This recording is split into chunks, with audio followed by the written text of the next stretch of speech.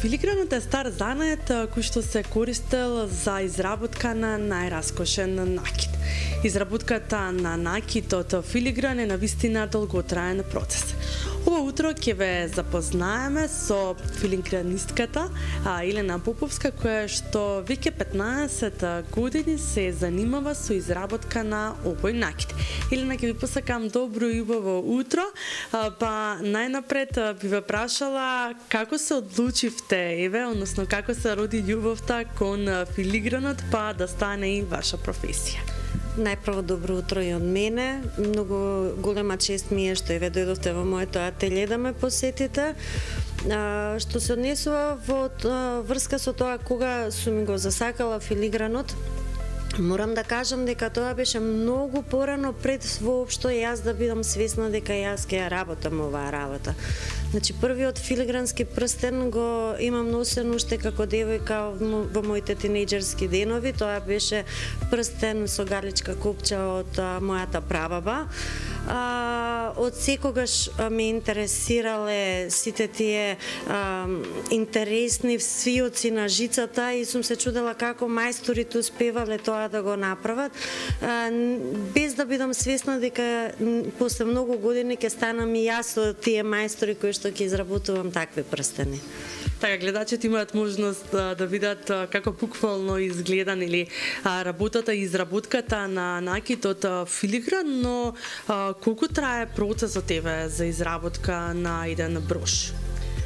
Па често пати знаат луѓето да прашаат колку време трае и ние како изработувачи знаеме да прескокнеме еден многу важен чекор во тоа колку време трае изработка на еден брош.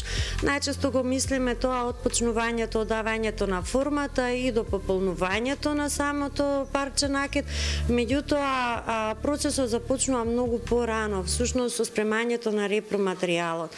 Бидејќи ние почнуваме од една прачка на сребро во дебелина од 1 сантим за да стигнеме до жица од 0,25 мм, односно еден дел од жиците, бидејќи работиме со поголем број на жици со разни димензии. Значи тука често пати деновите на припрема на репроматеријал се подолги, а плюс тоа и времето откако ќе го пополниме парчето, имаме моменти на полирање, патинирање, доколку имаме камења и внесување на камењата, така да најчесто можам да се насмеам за тоа дека ве лажеме кога ќе кажеме дека едно парче ни треба од ден до 2 дена. Најчесто тоа може да се фати до недела дена за да може едно убаво парче накид да излезе. Да, но она што вие го работите веќе 15 години, вие секојдневие, па колку се промени работата со филигран во изминативе 15 години? Односно, каква беше ситуацијата кога вие почнавте и ја одбравте оваа професија, а каква е денеска? Па морам да кажам дека за разлика од многу работи тука кај нас, филигранот се промени значително во подобра смисла.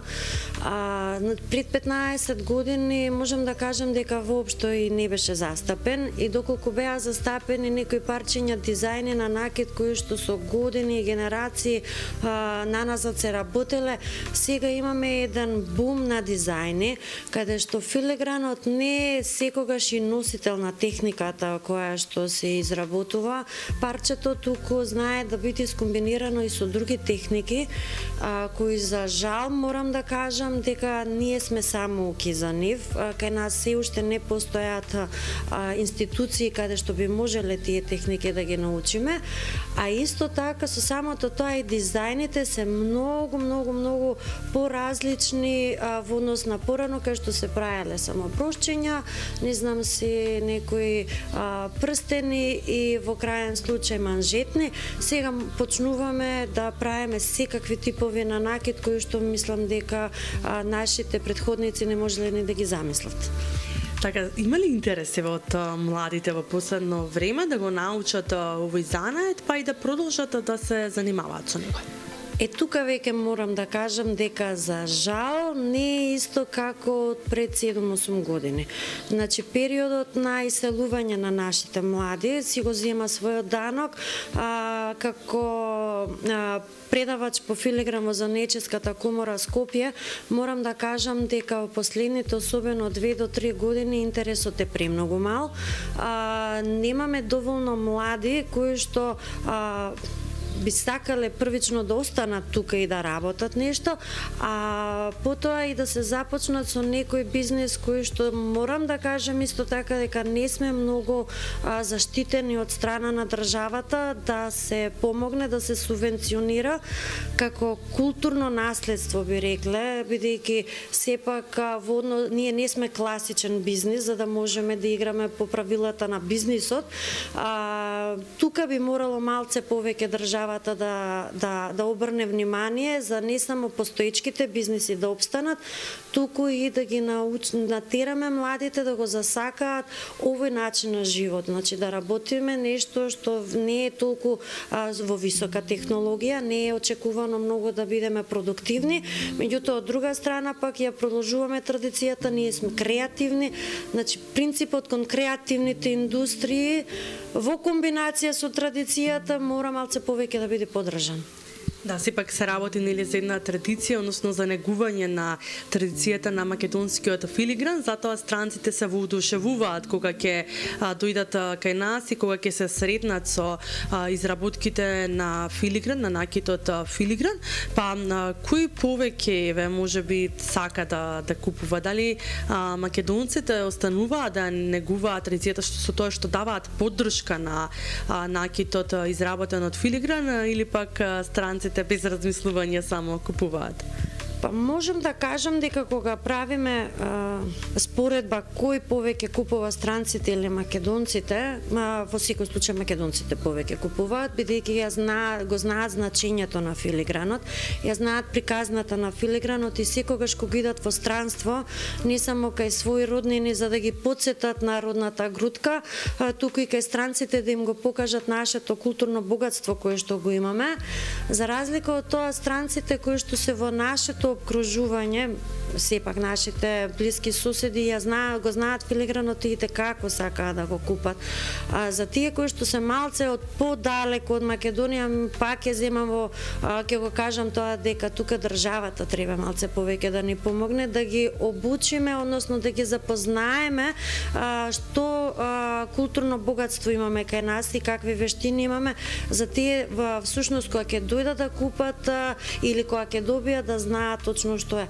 Сепак они не веруваат дека тоа некој со раце го работи. Мислам, они се научени сосема на некои други техники. Ова е многу чудна и често пати кога разговараме со случајни странци, ни воопшто не им се верува дека ова човек самиот може да го направи. Така да ако имаме поддршка за, ајде би рекле, да можеме да го представиме нашиот филигран надвор, мислам дека ќе имаме и многу поголема продажба. Елена, што е она што ве води во овие 15 години? Која е вашата инспирација и што е она што ве тера да продолжите и понатаму? Па највеќе ме инспирира таа креативност. Додека работам, морам да кажам дека се чувствувам како дете кога ќе го ставите во некоја игротека и кој не знае, мислам, предпоставува што ќе излезе на крај, меѓутоа не е сепак сигурен, затоа што секој парче не е секогаш различно. И знаете како малите деца кога ќе се израдуваат од крајниот резултат, така да тоа чувство на радост ме интересира.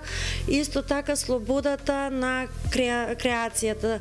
Реално гледано, ние некогаш сме обврзани со нарачките од интересот на нашите клиенти, меѓутоа па среќата кога ќе им се погоди на крај е направено тоа што тие го замислиле неизмерна. Во слободната креација кога работиме, тогаш мислам дека немаме никакви ограничувања. Таа слобода на креативност е нешто што можам да кажам дека ми е интересно да станам наутро и да дојдам да работам и да знам да продолжам иако ми е завршено работното време. Така, ви посакувам и во иднина уште многу успешни креации, да продолжите секако со вашата креативна работа и со негување на она што е македонска традиција.